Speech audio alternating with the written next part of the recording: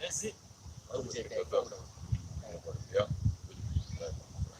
All right, Shalom. We the brothers of Great Millstone Church in Birmingham, Alabama. And as always, we want to begin by giving all praise, honor, and glory to Yahweh, Ba'ashem, Yahushua, Ba'ashem, Rakah, Yeah, that's the correct name of the Heavenly Father and His only begotten Son in the ancient Hebrew tongue. I also want to give double honors to our teachers, the head apostles and elders of Great Millstone. You know, and Shalom to all the brothers out there that's continually doing His work and all true faith and sincerity. And that's pretty much what we want to touch on in this lesson. You know, the fact that the Lord set up leaders amongst Israel, you know, as pretty much a soft landing, man. Because really when you come into this truth, it tells you that in Ecclesiastes, the 2nd chapter, how you're going to be reduced to nothing, man. You're going to lose everything that you had, you know, that comfort zone that you was dwelling in.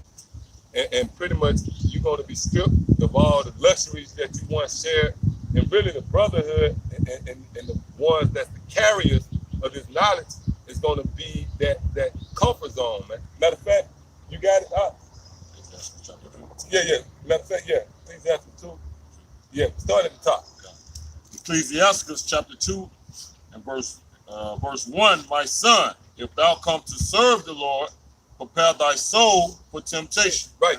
So, Yahweh outside really, you know, tell you right off the bat, man. You come to serve Him, prepare yourself to be tempted. Which when you go into temptation, that goes into suffering, man. You know, and that shows you right there that the world is contrary to the true nature of Yahweh Shem outside, because you conditioned and groomed to believe that once you acknowledge the Most High, you know, when you people out there ignorant, you know, it's God and Jesus Christ, that everything's going to go well with you, you know. But the truth of the matter is you're going to be brought to a lower state. Continue out. Verse 3, cleave unto Him and depart not away, that thou may be increased at thy last end. Now, how do you cleave to the Most High? How do you cleave to the Most High? Is the Most High physically here? No, the Most High actually have an extension of Himself here, man, which is in the form of His men. It's always been that way. The Lord always set up men. Matter of fact, you got that in Joshua? No, I can't find it. Okay, cut. 3? Yeah, you can bring that out. Go ahead. Yeah. Now, you know what? Hold that. And no. Get Matthew 10 and I believe it's Matthew 10 and 40. The book of St. Matthew, chapter 10, and verse 40. He that receiveth you receiveth me. Right, receive it. When you receive something, you clutch it. You take it, you take hold of it. You know? So it's not Yahweh or His Son, especially here in these last days, that's here physically, that you can reach out and grab and receive.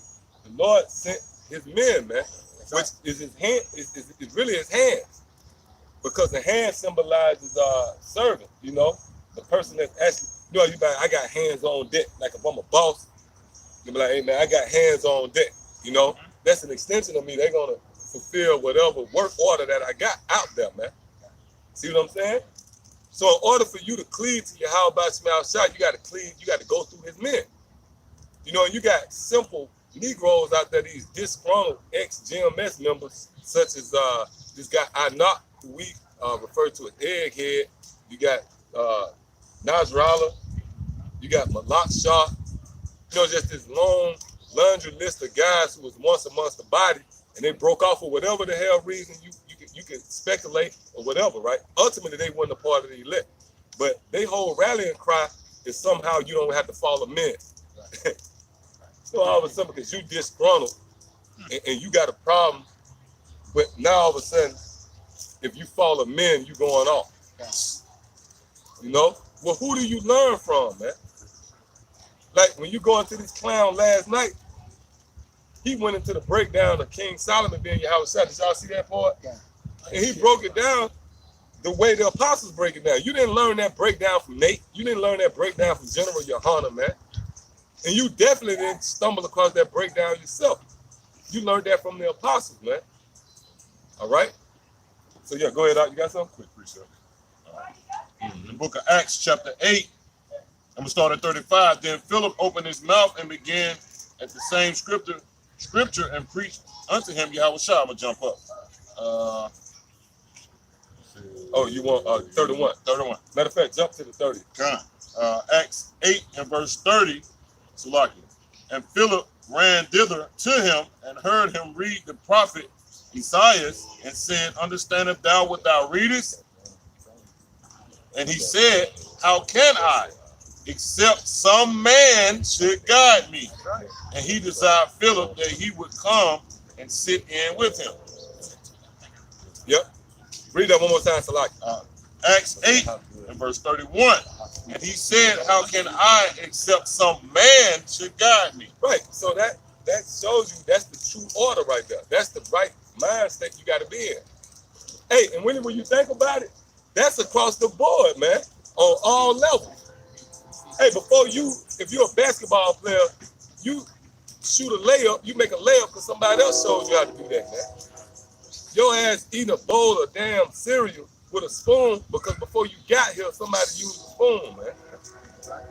You know what I mean? So on all levels. So that ain't nothing far-fetched. That ain't like we came out with some new idea, man. You always follow somebody, man. Everything you do is nothing that you can go to and say you started that trend, man. Everything was laid out before you got here. So how much more in this truth? All right? Yep, bring that up. Yeah, this is Sirach chapter 7 and 30. Love him that made thee with all thy strength, and forsake not his ministers. Woo!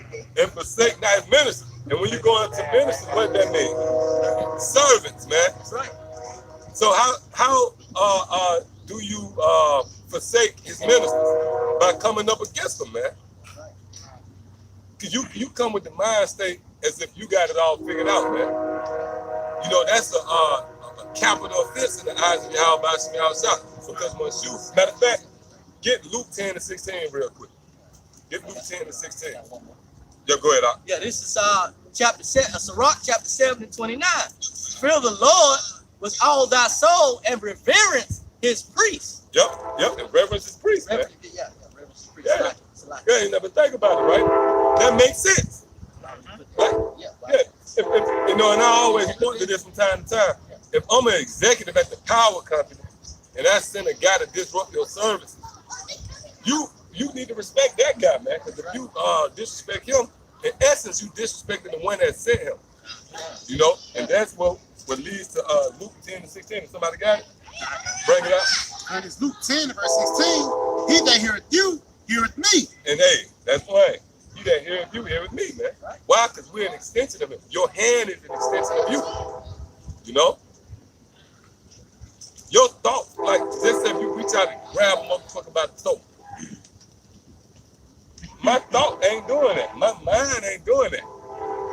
My hand doing it. But my hand is an extension of my thoughts and my intention. Yeah. It's like, it even goes into the teacher's pet, man. The teacher's pet, all Yeah. right? The teacher leaves the instructions to the teacher pet, and the teacher pet passes along to the students. Yep. All right? Which the teacher pet still got to abide by those rules. They don't discard what the teacher say. Okay? Go ahead. Yeah, that's true. The teacher pet is conveying the message of the teacher, man. The teacher ain't got to be there and none of that. Right. Right. And you can't say, well, hold up. Hey, man, the teacher. No, man. The teacher's pet is an extension of the teacher, man. You know? And what happened if you don't follow what the pet said? The teacher get mad at you. The pet was carrying my word. Can't carry it out in action. Hey, and even like if I'm a father and I got two kids in the house, right? One kid in the back room, I tell the other kid, hey, go tell him I want him to clean up the back room. That kid go and relay my message. That's me, man. That's me going in that room and telling him. Because a word is heavy. That's why even when you deal with the higher ups, those who sign these laws and legislations, they sign the law. Look, if you run a damn red light, you got to pay this much of a fine. You ain't never met that guy, man. But guess what? His word resonate with your ass. When he signed that law and legislation, that word carried weight, you know? You ain't got to meet that senator. The police pull you over and say, hey, look, man, you just committed a violation. You tell him, hey, look, man, I want to talk to the senator who passed that law. No, man. For what? His word was extended out to you. You know? So that's why the men here at Great Millstone set up. We set up as the ambassadors of the one you know as God and Jesus Christ, man, which their true name is Yahweh and Yahweh Shah. All right? So yeah, go back to finish that Luke 10:16. Curtis Luke 10 verse 16. He that heareth you, heareth me. And he that despises you, despises me. And he that despises me, despises him that sent me. Hey, that's the chain of command, man. So the Lord set up men, and it's one extreme or another. It's no gray area, it's no wiggle room. If you hear the words of us, then guess what? You're gonna be comforted by us. You know? But if you reject the words of us, then you're gonna be numbered to the sword. There's no in between. So the Lord used us as the jurisdiction on the planet Earth. All right. In the scripture, matter of fact, if you the when they found one without a garment. Oh, yeah. Hold that one on there. You got a piece up? Y'all got a piece up? Yeah, bring it out. It's 1 Timothy chapter 4, verse 1. Now the Spirit speaketh expressively that in latter times some shall depart from the faith, giving heed to seducing spirits and doctrines of devils. Right, and that proves that the guys that you see that's disgruntled and they throwing their little shots at the apostles, that proves that this was foretold to happen. Matter of fact, if you somebody get what's that? 1 John 2:19. Yeah. Yep. I got it. Get that? This first John. Yep, you can continue where you at. Yep. Because it's something else, and this is what I want you to get to. Yep, go ahead. Yeah, Curtis 1 John 2 and verse 19. They went out from us, but they were not of us. Uh-huh. For if they had been of us, they would have no doubt have continued with us. Right, why was that written? That proves right there that you're gonna, and see, you got a lot of guys that they like to say, Great Millstone is losing members. You know, but guess what? The fact that you got guys that was once amongst us and they broke off, that's a fulfillment of scripture. That had to happen, man.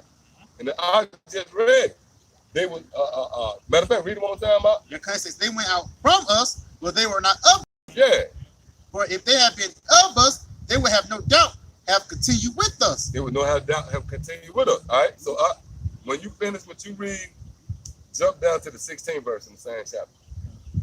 Back in 1 Timothy chapter 4, verse 1. Now the Spirit speaketh expressly that in the latter times some shall depart from the faith, giving heed to seducing spirits and doctrine of the devil. Verse 2, speaking lies and hypocrisy, having their conscience sealed with a high iron. Yeah, they conscience is sealed with a hard iron. Like when they on the spotlight, but they got a microphone in front of their face, if you will, they don't give respect to their teachers. You know what I mean? They don't acknowledge the fact that there was men that set them up. See? That's why the scriptures say full of hypocrisy. When you go into that word hypocrite, it actually means actor, man. You putting on a show. Because if you were sincere, if you had any ounce of integrity, you would say, you know what, I might have a disagreement with this guy.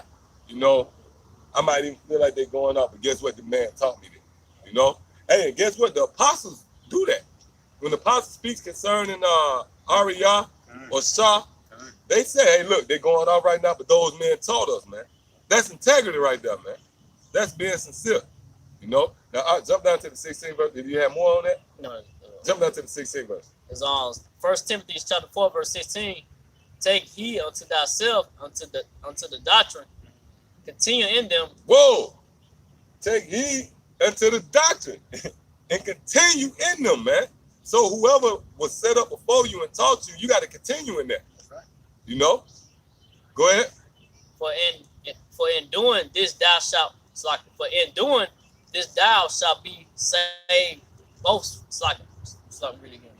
For in doing this thou shalt both save thyself. You're gonna save yourself. Go ahead.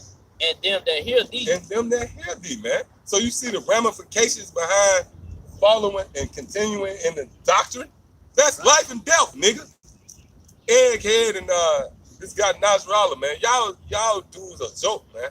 All right, last night, if you saw the live stream, there was posing the question, show me World War I, World War II,